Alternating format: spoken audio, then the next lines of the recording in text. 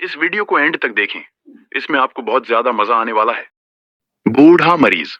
मरीज: डॉक्टर साहब, मेरी दाहिनी टांग में दर्द है डॉक्टर, ये तो बढ़ापे की वजह है।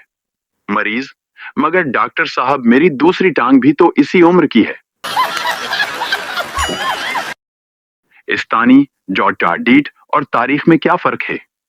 पप्पो, मिस डेट में गर्लफ्रेंड को लेके जाते हैं और तारीख में वकील को। एक सरदार जलेबियां बेच रहा था और आवाज लगा रहा था, आलो ले लो, आलो ले लो। एक आदमी ने पूछा, सरदार जी, ये तो जलेबियां हैं।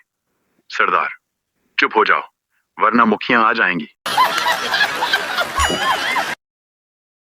बीवी: काश मेरी शादी आपकी बजाय शैतान से हो जाती तो अच्छा था। शोहर: तौबा करो तौबा, भाई बहन की शादी नहीं हो सकती। बकरी की मोहब्बत।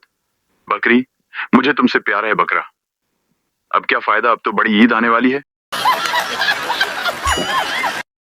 ऐसी मजीद वीडियो के लिए हमारे चैनल को सब्सक्राइब करो